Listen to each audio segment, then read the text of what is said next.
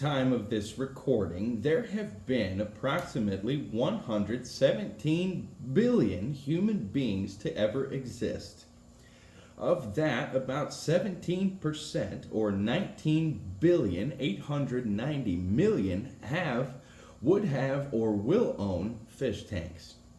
55% of all people alive today are engaged in gardening activities of one type or another, which would make 64,350,000,000 on the 117 billion people who have ever allegedly existed.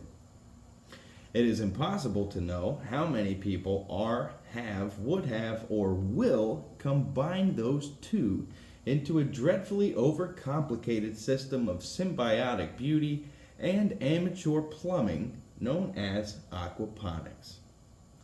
Aquaponics is really quite simple. All you really need to understand is the operation of a fish tank.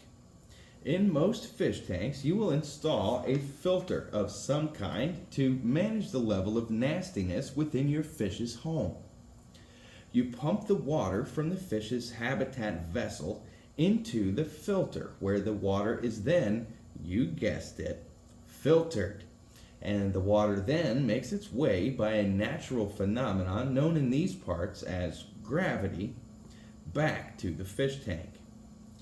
In aquaponics, you simply install a much larger fish tank and a filter that has enough square and or cubic footage to both filter the fish waste adequately and to grow cabbages. Of course, nothing bad will happen should you choose to grow other things aside from cabbages, but narrator, demonstrator, and head researcher Copernicus Frekkalbotum happens to be Irish. He really enjoys cabbages, though he does tend to upset his family and friends in the days following the consumption of this vegetable, and he insisted we recommend them highly in this entry because he feels upsetting his family and friends is quite fun. It is also worth mentioning that brassicas, the family to which cabbages belong, are known to be quite heavy feeders, meaning they'll do a good job at consuming lots and lots of fish poop.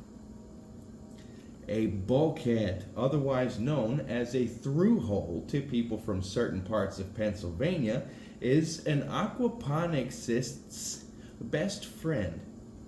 With this clever device, you can make a piece of pipe go through a hole into a thing that holds water without that thing becoming unable to hold water because you've put a hole in it. You use it like this.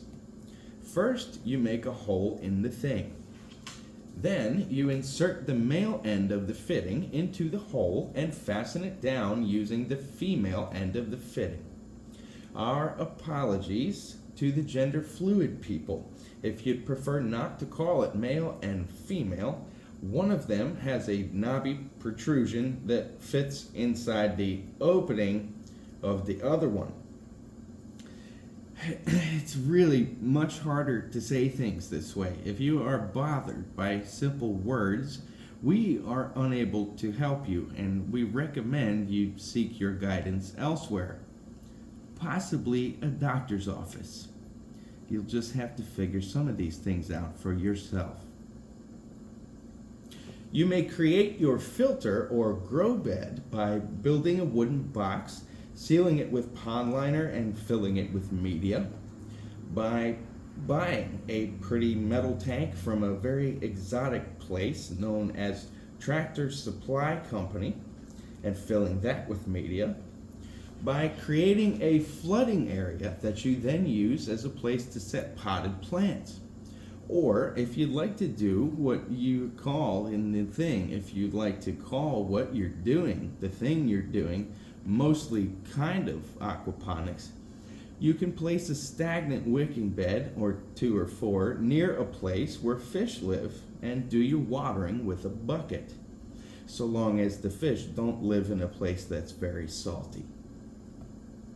I do apologize for my fumbling. Those of you who have visited www.thehitchhikersguidetopeace.com and read the Meet the Narrator article will understand that Mr. Orfelspank is just recently teaching me to read, and perfect ain't real. Thank you for doing your research with The Hitchhiker's Guide to Peace.